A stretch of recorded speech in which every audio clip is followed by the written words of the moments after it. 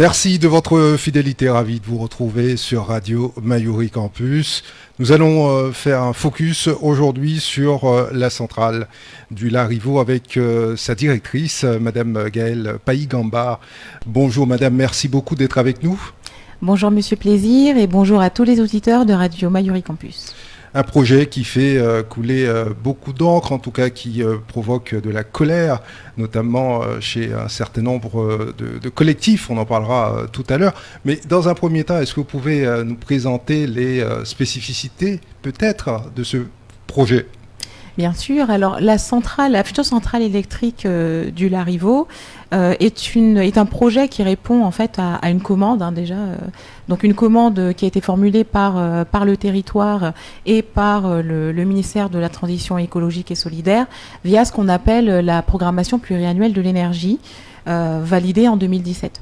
Donc cette PPE a identifié le besoin d'avoir un nouvel outil de production basé sur l'île de Cayenne de manière à remplacer la centrale de Dégradé-Cannes. Donc la centrale de Dégradé-Cannes, c'est une centrale qui aujourd'hui a plus de 40 ans et après de longues années de bons et loyaux services a grandement mérité sa retraite. Donc si vous me permettez, j'en profite au passage pour saluer les agents de Dégradé-Cannes qui fournissent un formidable travail. Qui continue à fonctionner, mais qui est prévu de s'arrêter quand ? Qui s'arrêtera quand la centrale du Larivot sera mise en service. Donc d'où. Et ça, c'est prévu pour quelle date ? Alors ça, c'est prévu pour l'année 2024. D'accord. Voilà, donc il y a vraiment une importance, j'allais dire un motif impérieux, presque, c'est le mot à la mode, mais voilà, il y a vraiment, une importance pour la Guyane, donc que cette centrale soit construite et mise en service, puisque la centrale de Dégradé-Cannes, est aujourd'hui à bout de souffle. Donc pour en revenir à votre question, donc ce projet, donc c'est une centrale pour partie thermique, constituée de 7 moteurs à combustion, donc qui fonctionneront dès leur mise en service à la biomasse liquide, autrement appelée biocombustible, donc avec une puissance totale d'environ 120 MW. Et pour l'autre partie, une centrale photovoltaïque qui sera soumise à appel d'offres, puisque c'est le chemin classique pour ce type d'installation, et qui, elle, donc, sera d'une capacité d'environ 4 MW. Alors, en quoi correspond-elle aux besoins énergétiques de la Guyane ? Alors, comme je disais tout à l'heure, le besoin a été identifié par ce qu'on appelle la PPE. Et la PPE, c'est l'aboutissement de plusieurs de sessions de travail avec tous les experts du domaine qui anticipent les besoins de la Guyane au niveau énergétique, donc dont les besoins électriques. Et donc ces ateliers ont mené à la conclusion qu'il fallait remplacer Dégradé-Cannes et qu'il fallait la remplacer par un moyen de production capable de générer donc une électricité fiable et garantie. J'insiste vraiment sur la partie garantie, c'est-à-dire que peu importe la saison, peu importe le temps, cette centrale sera capable de démarrer et de fournir de l'électricité. Donc en clair, avec cette centrale, il y aura moins de coupures d'électricité en Guyane, et puis il y a des zones peut-être qui ne sont pas couvertes aujourd'hui, qui le seront en 2024 ? Alors, en tout cas, ce dont on est sûr, c'est qu'il y aura l'électricité pour répondre à la demande. Après, la question des zones à couvrir ou pas, ça c'est une question plutôt réseau, donc qu'il faudra poser au gestionnaire de réseau, qui est EDF Guyane. Pour ma part, le projet de la centrale du Larivot est développé par une filiale du groupe EDF qui s'appelle EDF PEI et qui est une filiale qui a déjà construit plusieurs centrales dans les DOM, notamment en Guadeloupe, Martinique, La Réunion et également en Corse. Donc nous, pour le coup, c'est un créneau que nous connaissons bien. Et la Guyane, c'est un peu la petite dernière. Est-ce que cette centrale va permettre de pallier aux coupures d'électricité dont les Guyanais en ont... C'est l'objectif, de contribuer effectivement à une augmentation, à un mieux-être, à un bien-être de la population et vraiment d'accompagner le territoire dans son développement. Donc un développement aussi bien économique que démographique, puisque voilà, on sait qu'aujourd'hui la Guyane est quand même le département qui a le plus fort taux de croissance démographique. Voilà. Et ça, si vous me permettez une petite précision, en accompagnant également, donc il y a effectivement l'accompagnement en termes de développement de besoins, mais aussi sur la politique du territoire, d'avoir une transition énergétique qui soit exemplaire. Alors la Guyane aujourd'hui est déjà exemplaire en termes de mix énergétique. Alors c'est peut-être pas assez dit, c'est peut-être pas assez valorisé, mais la Guyane c'est le département le plus vert de France. C'est-à-dire que on a grâce au barrage de Petit Saut en moyenne 2/3 de l'énergie qui est produite par une installation qu'on qualifie de ENR, donc de renouvelable. Et grâce à la centrale du Larivot, on va pouvoir justement contribuer très fortement à l'atteinte de l'objectif des 100% ENR sur le réseau guyanais, et ça conformément à la volonté donc, de la région et à la loi de transition énergétique. Alors on parle d'une centrale à la biomasse. Pour le grand public, qu'est-ce que cela signifie ?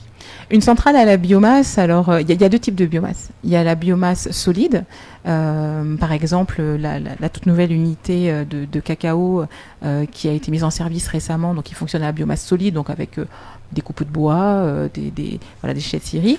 Et pour le cas de la centrale du Larivot, on est sur de la biomasse liquide, plus communément appelée biocombustible. Voilà, donc c'est un combustible, notamment, qu'on peut déjà utiliser dans les voitures.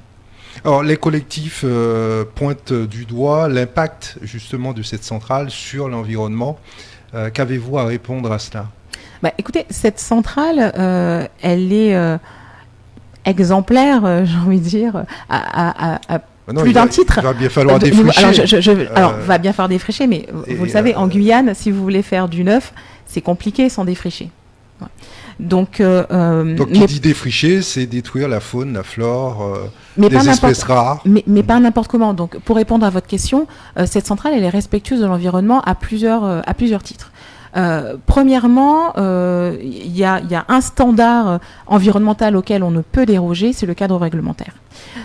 Cette centrale, parmi toutes les autorisations qu'elle a obtenues au bout de 4 ans de développement quand même, il y a une autorisation de construire et d'exploiter au titre du Code de l'environnement.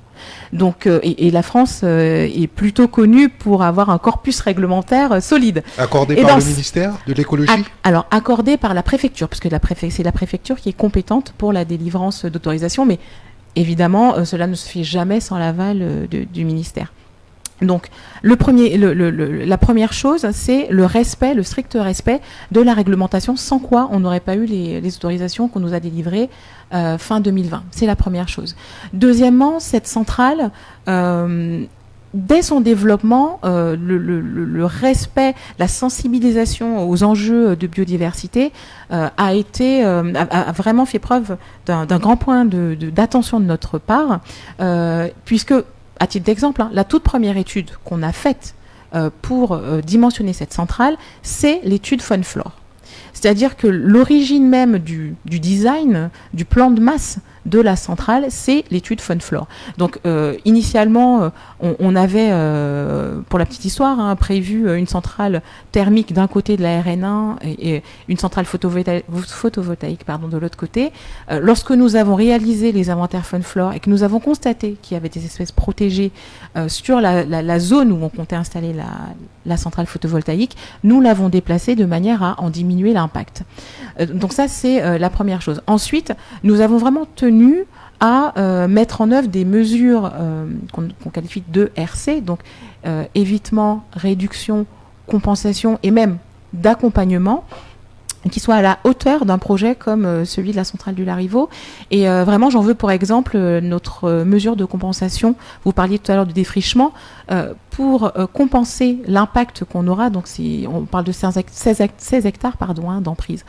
Pour compenser cet impact, nous nous sommes engagés en partenariat avec la CTG et le PNRG, donc le Parc naturel régional de Guyane, à sanctuariser 150 hectares, donc 10 fois plus que notre emprise, 150 hectares à proximité de la centrale, d'une zone naturelle. Je ne comprends pas.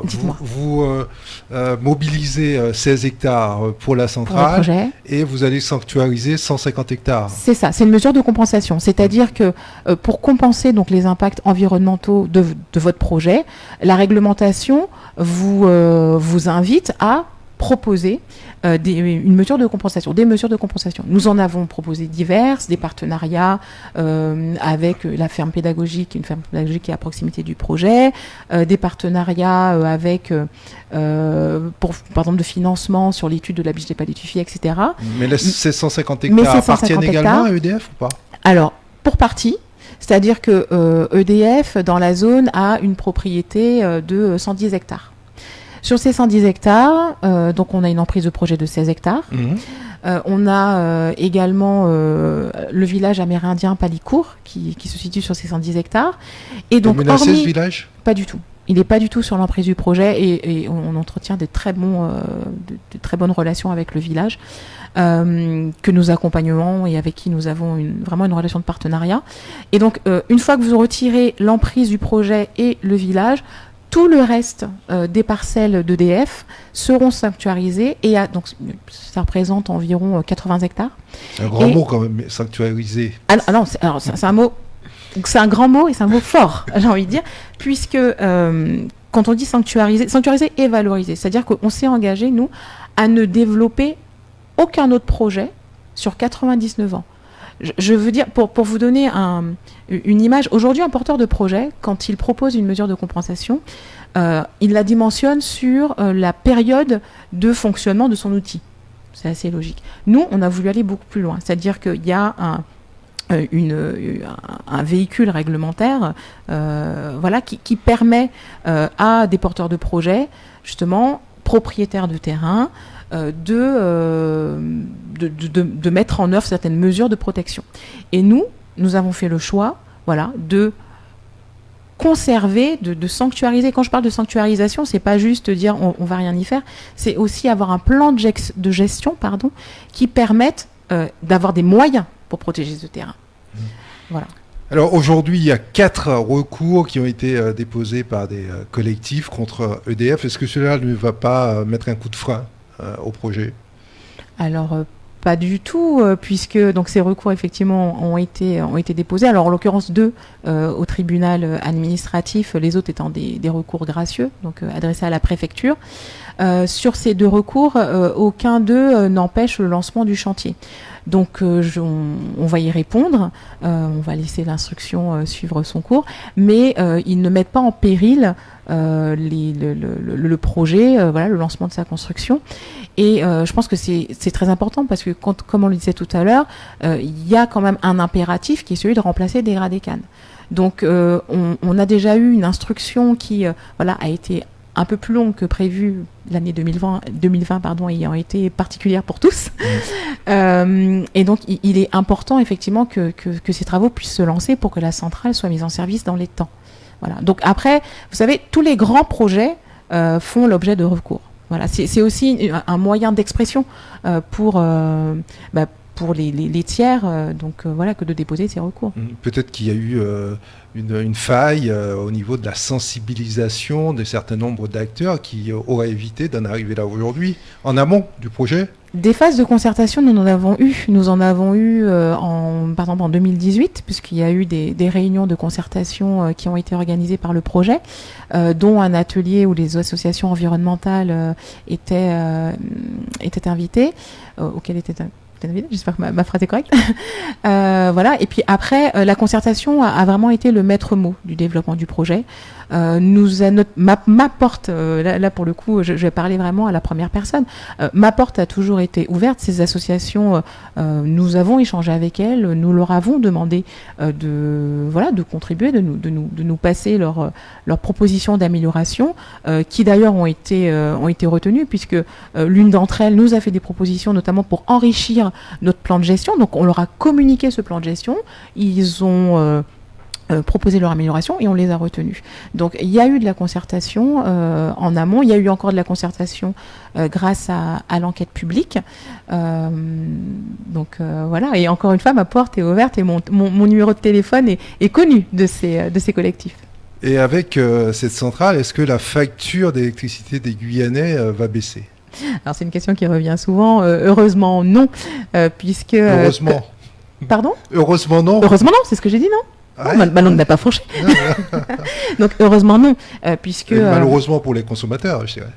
Pourquoi malheureusement ? S'il n'y a pas d'augmentation ? S'il n'y a pas de diminution au niveau de leur facture. Ah d'accord, alors en fait, le prix de l'électricité... C'était ça ma question, est-ce que les factures allaient baisser ? Ah d'accord, j'ai compris, est-ce qu'elles allaient augmenter ? Parce que souvent on nous demande, est-ce que ça va augmenter ? Alors en fait, le prix de vente de l'électricité, c'est le même pour tout le monde en France. Donc il n'y a pas d'impact, il n'y aura pas d'impact sur la facture d'électricité, que ça soit des Guyanais ou voilà, des habitants de France et de Navarre. Quelles vont être les retombées au niveau de l'emploi par rapport à cette centrale ? Est-ce qu'il va y avoir des créations d'emplois ? Si oui, combien ? Et quel statut, quel type d'emploi ? Parce que ça aussi, c'est une question qui revient. Oui. On vous reproche finalement à terme de créer que des emplois précaires dans ce projet. Alors je trouve ça particulièrement injuste, et pour moi et pour les constructeurs qui sont engagés avec nous sur ce chantier. Alors il y aura deux phases déjà. Premièrement, il y a la phase de construction. Sur la phase de construction, il y a 130 millions d'euros qui ont été signés avec des entreprises guyanaises. C'est-à-dire qu'aujourd'hui, ce chantier, il permet à des entreprises guyanaises de participer en tant que titulaires de contrat à la construction de ce qui est le plus gros chantier sur les années à venir. Et d'ailleurs, c'est la première fois que des entreprises guyanaises sont titulaires de contrats aussi importants. Donc concrètement, ça va se caractériser comment sur le chantier. On va avoir besoin de bras et de cerveau. Et pour avoir un ordre de grandeur, un tel chantier, c'est à peu près 250 personnes en moyenne sur le site, avec des pics à 500 personnes.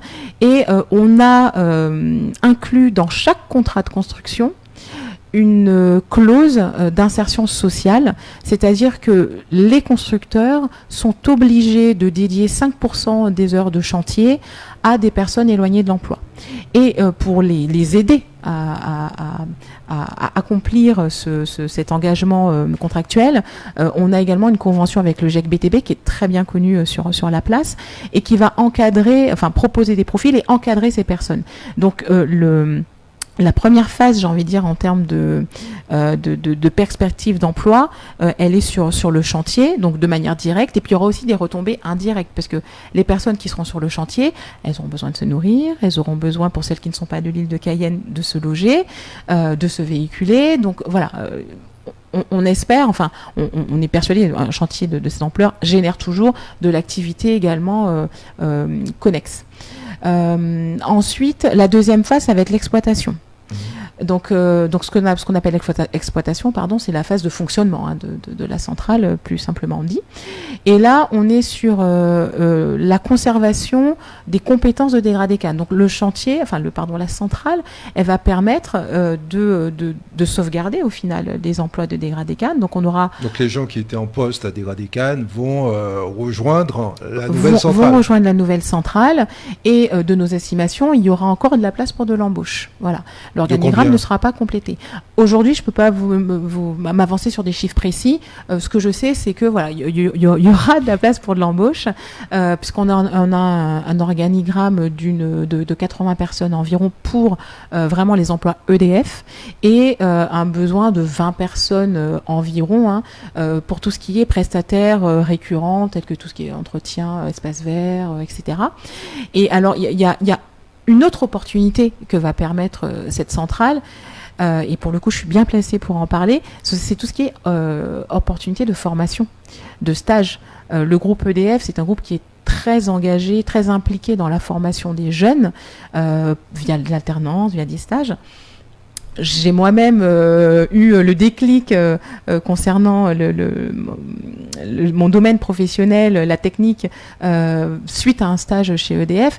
Et c'est un passeport non négligeable aussi pour l'avenir de nos jeunes. Puisque vous parlez de formation, de parcours, est-ce que vous pouvez nous parler du vôtre ? Mon parcours, alors moi je suis ingénieure de formation, donc j'ai fait une école de Poitiers qui s'appelle l'ANSMA, plutôt sur la mécanique et dédiée à tout ce qui est aérien dans l'aviation. Et puis après j'ai eu la chance de pouvoir faire ce qu'on appelle l'IFP School, donc c'est une école qui là encore permet en alternance de faire un master et de se spécialiser pour mon cas, dans tout ce qui était ingénierie de moteur automobile. Voilà. Et donc, à la suite de ces diplômes, j'ai d'abord exercé dans le milieu automobile. Donc, chez Renault, chez Peugeot. Et je m'étais faite la promesse, en fait, de un jour revenir dans les DOM pour mettre à profit mon parcours à mon honorable à mon humble contribution. Très tendance actuellement. Il y a des associations qui œuvrent dans ce sens. On pense à Outre-mer, cette association de la région parisienne qui incite justement les jeunes à rentrer dans les DOM pour participer au développement économique de ces territoires. Oui, ce sont des beaux belles initiatives. De belles initiatives, merci. Donc voilà un petit peu mon parcours. Et donc moi, ça va faire maintenant 10 ans que je travaille chez EDF. Je suis passée par la Guadeloupe, par la Réunion, et donc depuis 2 ans et demi en Guyane sur ce projet, dont je suis vraiment très fière. Alors Gaëlle Payi-Gamba, comment allez-vous faire pour rassurer ces collectifs qui veulent absolument voir ce projet arrêté ? Les rassurer, moi j'ai envie encore une fois de leur dire ma porte est ouverte, donc s'ils veulent qu'on échange à nouveau dessus, on est toujours disponible. Après, le projet, je pense que c'est vraiment ce qu'il faut retenir, c'est qu'il répond à un besoin impérieux, qui est celui de fournir de l'électricité garantie, renouvelable en l'occurrence, pour la Guyane. Voilà, l'objectif est celui-là. Alors après, je peux entendre qu'il y a des gens qui ont des avis divers et variés, contraires, mais encore une fois, il y a eu beaucoup de consultations. Tout à l'heure, je vous ai parlé de la consultation autour du projet, mais même la PPE elle-même a fait l'objet d'une consultation. Donc, si la décision a été prise de faire cette centrale thermique de 120 MW, c'est après vraiment mûre réflexion. Donc ça, c'est la première chose. Et après, s'il y a des craintes, peut-être parce qu'on se dit, mais c'est une centrale, c'est un moyen industriel. Là encore, il y a la réglementation. Et on parlait tout à l'heure d'environnement, mais dans ce code de l'environnement, il y a aussi toute la partie sécurité, risque industriel, risque sanitaire, risque de pollution. Et il y a une réglementation qui est très stricte là-dessus. Et donc, si on n'avait pas apporté tous les gages de respect de cette réglementation, nous n'aurions pas obtenu nos autorisations. Or, on les a. Voilà. Ça va être ma dernière question. À quelle phase en est-on aujourd'hui dans le cadre de ce projet ? Peut-être la fondation et surtout, quelles sont les étapes à venir ? En termes de planning, donc nous avons tout juste commencé la préparation du terrain donc ce mois-ci, le 1er de ce mois, pour être plus exact. Donc là, l'année 2021 va vraiment être consacrée au terrassement, aux préparations du terrain. En 2022, on va avoir le génie civil, le gros du génie civil. Sur 2023, on est sur du montage, de l'assemblage au niveau des process, donc câblage électrique, les réseaux, la tuyauterie, etc. Et donc sur 2024, on sera sur la fin des essais de mise en service et donc enfin la mise en service de cette installation. Parfait. Gaëlle Payi-Gamba, je rappelle que vous êtes la directrice du projet central du Larivot. Merci d'avoir été notre invitée. Au revoir. Merci à vous.